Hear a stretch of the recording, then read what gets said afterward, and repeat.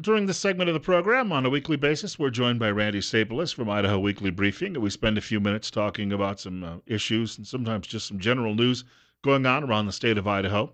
It's coming up on 8:44, 52 right now. Bill Cowley with you as well on Top Story on News Radio 1310 KLIX and newsradio1310.com. Randy, first of all, welcome back to the program. Good to be here.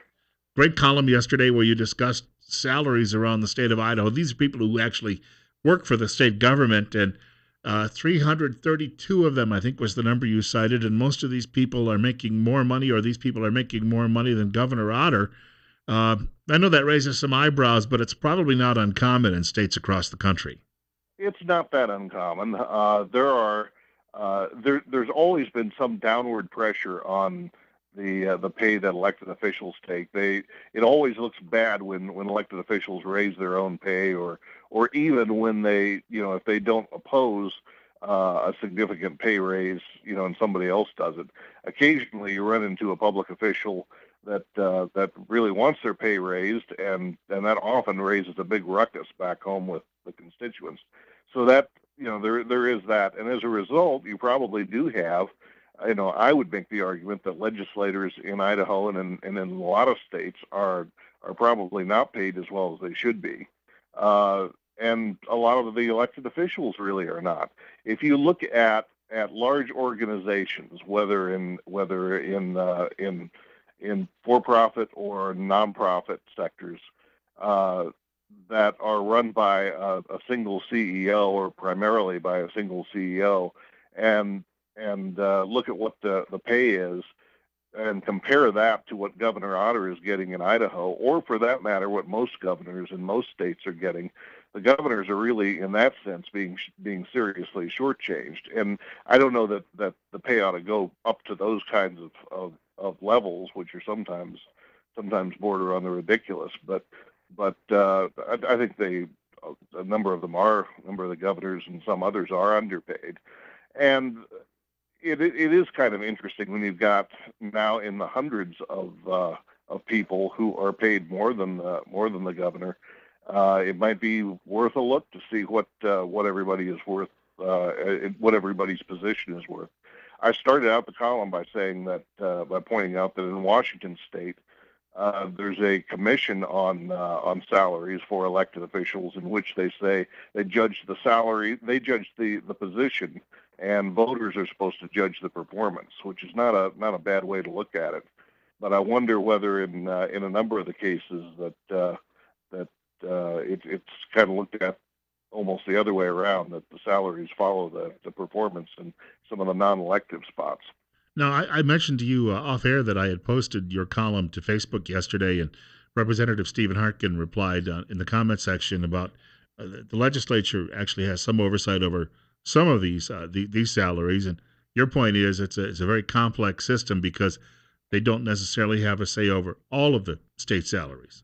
Well, and they don't necessarily exercise it in great detail, really getting down into the weeds. They have broad control in a lot of areas. They pass the budget.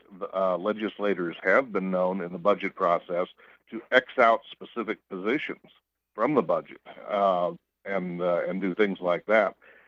If a particular salary became widely controversial, they might act on it, and they would have the authority to do that if they wanted. But ordinarily, the question of what are thousands of people going to be paid on an individual basis is not something that they ordinarily are going to get into. They do get into what's called change in employee compensation, which is the change from one year to another in what state employees are paid. And they do get into statewide elected officials' pay and some other things. But there's a limit to what they realistically can do, and a lot of the kinds of big salaries that were noted in the article are often done by individual boards or commissions, or even through specific executive action. So it is kind of split up and spread around, and legislators' own pay is kind of a mixed bag. There's a recommendation that comes in from another commission, which can be accepted or overturned by the legislature. So it is kind of a mixed bag, and I'm not sure whether there's really a comprehensive look at what the actual dollar amounts are in terms of how well that's being structured and how well people are being paid properly. And of course, across the country, there's one commonality in all of this. I remember reading in Alabama, the highest paid state employee is Nick Saban at about $4 or $5 million a year. Generally, the football coach at the prestigious state university has the highest salary, and that's because, of course, it'd be difficult to tell people, well, we're not going to have maybe the best coach and the best program because there's a pride factor involved here, and people want to spend money in order to have their colors, I guess, waved high, and so we have the same situation here. Well, there you are. Yeah, you're exactly right. It's and if you look at who is the number one best paid person in the state of Idaho on the state payroll, it's the BSU football coach, and people in BSU athletics are heavily represented in the upper ranks of the best paid. Uh, you know, to what extent is that something that's the right spending of money for on the part of taxpayers? Well, I suppose different people come to different answers on that. I think people logically say you shouldn't pay him that much money or need to, but when the team finishes at like 2-10 or 2-9, all of a sudden there's a factor where people say, well, maybe we need something else.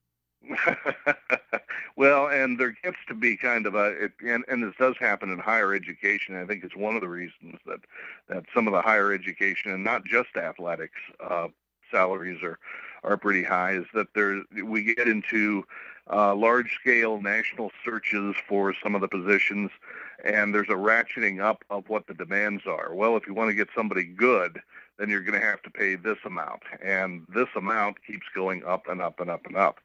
And that sort of thing is again one of the things that's almost outside the realistic control of the legislature. Obviously, there's not apparently such a demand for chemistry professors. Well, although you see some a number of academic positions that are paid quite well too, and some of them get that way because of the same kind of process. There's a little bit less of that in some other positions, short of the top executives. But still, you have well-paid top executives in a number of the other agencies around state government. Got 8:51 right now, and it's 52 degrees. Randy Staples from Idaho Weekly Briefing is our guest. Bill Colley with you as well on News Radio 1310 KLIX and newsradio1310.com. And Randy, people tuning in today, where would you send them to get more details? I would send them to www.ridenbaugh.com. That's RIDENBAUGH.com. I don't think we'll get to everything on the list today. We'll jump around here a bit. You every week you put out a list of high and low gas prices around the state, and then you compare them with the previous week.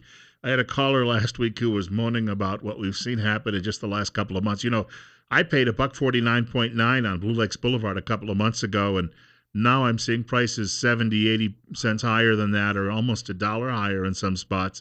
And it doesn't look like it's going to this increase is going to end anytime soon. But depending on where you are in the state, you can sometimes see some tremendous swings in price.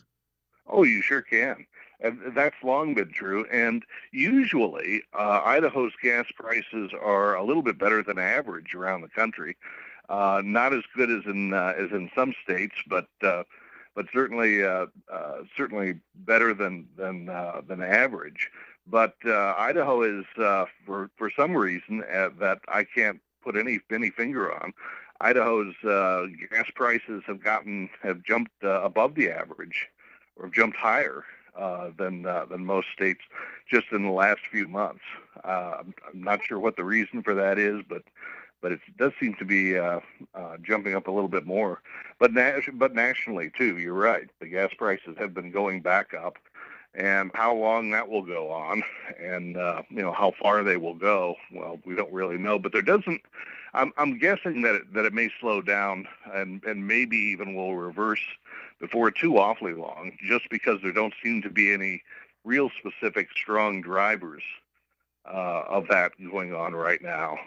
You usually see something in the news that kind of clearly indicates that there's some kind of a reason or excuse, I guess, take your pick, for increasing the prices. And I haven't seen too much lately, but who knows? Well, the We'll fire in see how it Alberta, goes. the fire in Alberta has cut Fire in production. Alberta, maybe that's Right. it. But As but far as even then, that's up there. I'm not sure how much of our gasoline is refined from the tar sands oil. I would imagine it's a rather nominal amount. It probably is. It probably is, and that's and although it's a very big operation up there, it's fairly small. A lot of what Canada is producing is exported out of this continent anyway. I mean, some of it ends up down here, but it certainly shouldn't have, as big a fire as it is. It still shouldn't affect gas prices too much, and the prices were going up before the fire broke out. You had a piece also in the briefing about populations of horses and burros growing on federal lands. Maybe not necessarily to a great deal here in Idaho, but across the West, we're seeing some numbers that are quite impressive. It was kind of interesting to see those numbers going up, particularly in places like Nevada, Arizona, some parts of more remote California. Uh, some of those population numbers for wild horses and burros were just really jumping. And as you say, in Idaho, the numbers are not that spectacularly large. They're fairly small by comparison. But around the West, they've been growing, and I suppose if they continue to, Idaho might start seeing more of that action too. I know that there was a story last week that said BLM says this is stressing its budget because they didn't expect so many of these animals and they have to care for a lot of them. Well, and they try giving them away, and a lot of them are given away. But there's only but so much of a market for them too. And I suppose the question's going to come up, if the population continues to grow, what are you going to do with them all? And it's going to get a little bit worse and more stressful, although maybe this will put some downward pressure on, if you wind up with more substantial wildfires over the next few years. Some early indicators right now, maybe the wildfires won't be quite so bad this year, fingers crossed, but over time, that may put another bit of pressure both on the BLM and on the animals. And that, of course, they're eating a lot of, doing a lot of grazing, and that's going to be an issue too. If you relate that to what could happen in a fire season, there's a certain point where that population reaches a critical mass, I would imagine. Mm-hmm. I'm sure that's exactly right. And then no one wants to sell them. Apparently, too many people feel that selling them off for horse meat overseas is just, these pretty horses, we can't do that to them, so we have to find other places for them to go. Well, a lot of them are adopted. There are large adoption events that occur around the West. Idaho's had some. Some of the biggest are in Oregon and Nevada, and they have some. A lot of them are just go to private owners after after capture, and that's generally worked out reasonably well over time. Whether it'll continue to if the numbers get large enough, I guess that could be another question. Got about 40 seconds left. Primary tomorrow. What's your turnout prediction? I think the turnout will probably in Idaho will probably be fairly low. I think there'll be a lot of people who thought that they voted on the presidential already. They've already taken care of that, and that'll be the. I think a lot of people will probably let it go at that. Be a lesson in there somewhere for somebody who changed that date. Yeah. Hey, quickly, again, your website address. It is www.ridenbaugh.com, RIDENBAUGH. If there are any surprises tomorrow, we'll have a chance to talk about them next week. I'm not looking for too many. There are a bunch of legislative contests, not too many above that. I don't.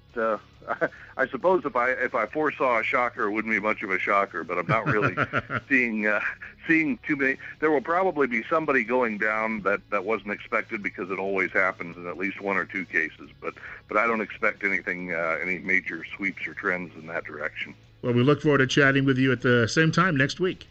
Sounds good. We'll talk to you then. Take care. Randy Staples joining us this morning from Idaho Weekly Briefing. We've got a break for news coming up from Fox in just a couple of minutes. Actually, under a couple of minutes, minute and a half. And then latest news on Donald Trump, because he doesn't get much attention in media, coming up following, well, there's a couple of interesting sidebars to all of this we'll talk about.